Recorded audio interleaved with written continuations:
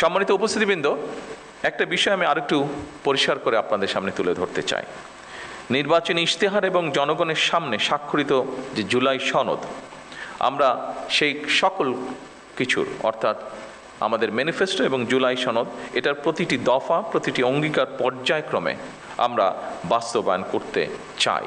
আমরা এ ব্যাপারে বদ্ধপরিকর।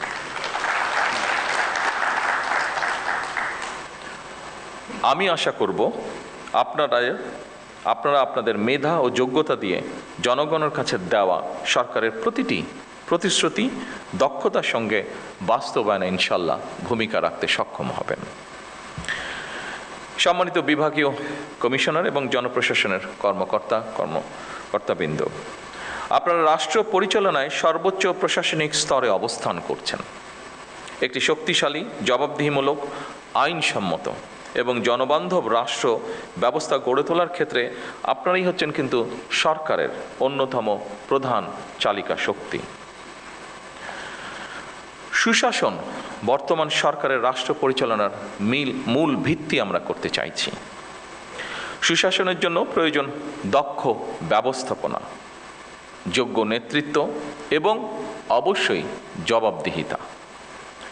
দুর্নীতির বিরুদ্ধে সরকারের অবস্থান পরিষ্কার, সেটি হচ্ছে আমরা কম্প্রোমাইজ করতে চাই না দুর্নীতির সাথে। নির্ধারিত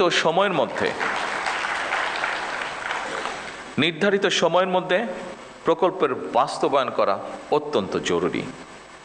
ব্যয়ের ক্ষেত্রে সর্বোচ্চ স্বচ্ছতা বজায় রাখা অন্যতম গুরুত্বপূর্ণ একটি বিষয় এবং একই সাথে কাজের গুণগত মান নিশ্চিত করা সংশ্লিষ্ট প্রশাসনিক কর্মকর্তাদের একটি গুরুত্বপূর্ণ দায়িত্ব।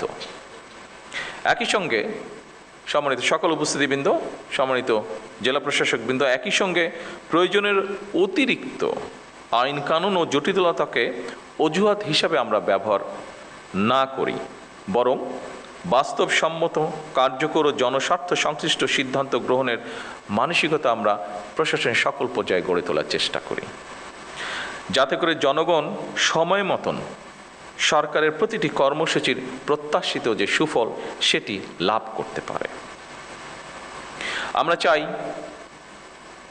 সততা, মেধা এবং দক্ষতাই হবে জনপ্রশাসনের নিয়োগ, বদলি কিংবা প্রমোশনের মূল নীতি।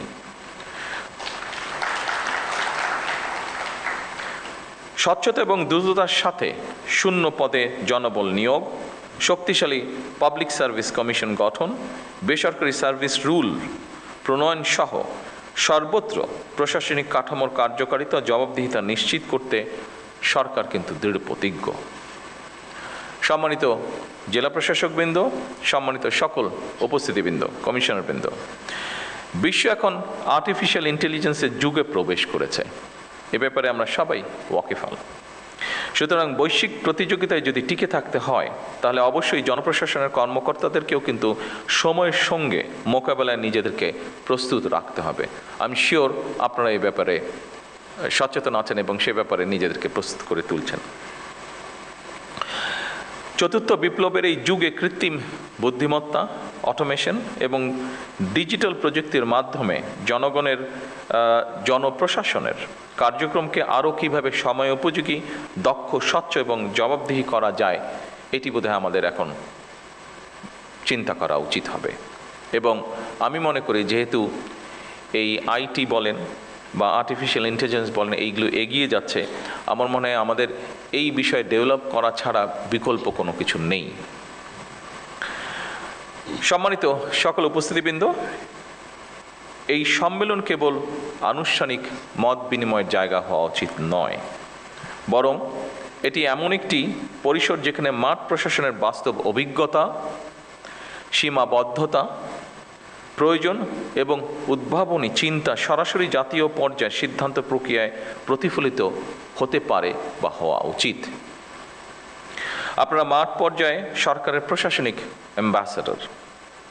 দ্রব্যমূল্য নিয়ন্ত্রণ, বাজারের শৃঙ্খলা বজায় রাখা, কৃষকের ন্যায্য মূল্য নিশ্চিত করা অত্যন্ত জরুরি।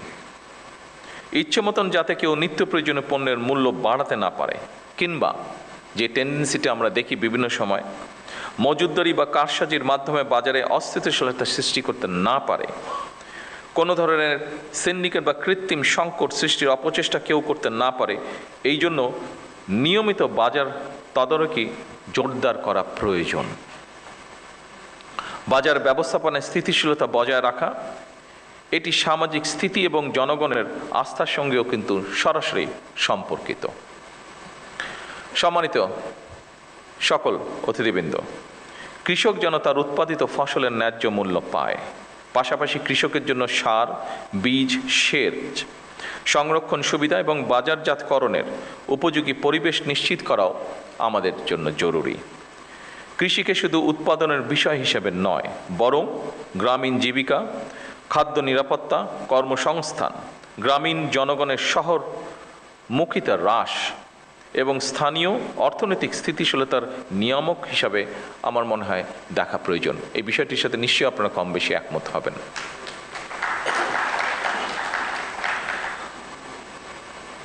সম্মানিত উপস্থিতিবৃন্দ, মোবাইল কোর্ট পরিচালনা কার্যকর, নিয়মিত এবং দৃশ্যমান করা প্রয়োজন। অনেকগুলো ক্ষেত্রে, আমি ক্ষেত্রগুলো যেহেতু আগে আলোচনা করেছি সেজন্য সেখানে আর গেলাম না। বিশেষ করে এখন আরেকটি, এই আমাদের এই যে মিডল ইস্ট ক্রাইসিসের সময় এখন আরেকটি বিষয় আমরা জোর দিতে চাচ্ছি, সেটি নিশ্চয়ই ইনস্ট্রাকশনও আপনাদের সকলের কাছে আছে। সেটি হচ্ছে সন্ধ্যা 7টার পরে আমরা চাইছি যে বিভিন্ন মার্কেট প্লেসগুলোতে যাতে বিদ্যুৎ ব্যবহার না হয়, এ ব্যাপারেও আপনাদেরকে একটু খেয়াল রাখা প্রয়োজন, খেয়াল রাখতে হবে। উপস্থিতিবৃন্দ, মোবাইল কোর্ট পরিচালনা কার্যকর, নিয়মিত এবং দৃশ্যমান করার জন্য জরুরি পদক্ষেপ বা জোর পদক্ষেপ আপনারা দয়া করে গ্রহণ করবেন, যাতে করে আইন লঙ্ঘনের ক্ষেত্রে তাৎক্ষণিক ব্যবস্থা গ্রহণ করা যায় এবং জনস্বার্থ সংশ্লিষ্ট অপরাধ দ্রুত দমন করা সম্ভব হয়। জনগণ ন্যায় বিচার প্রাপ্তি সহজতর করা এবং সরকারি সেবাকে হয়রানি মুক্ত করা এবং প্রতিটি নাগরিকের জন্য সমান সুযোগ নিশ্চিত করা, আমি মনে করি আপনাদের কাজের একটি গুরুত্বপূর্ণ এবং বড় অংশ। উপস্থিতিবৃন্দ, সরকারি কার্যালয়ে সেবা প্রার্থীরা যেন অপ্রয়োজনীয় হয়রানি না হয় কিংবা বিলম্ব বা অনিয়মের শিকার না হয়, দয়া করে সে ব্যাপারেও আপনাদেরকে কঠোর নজর রাখতে হবে।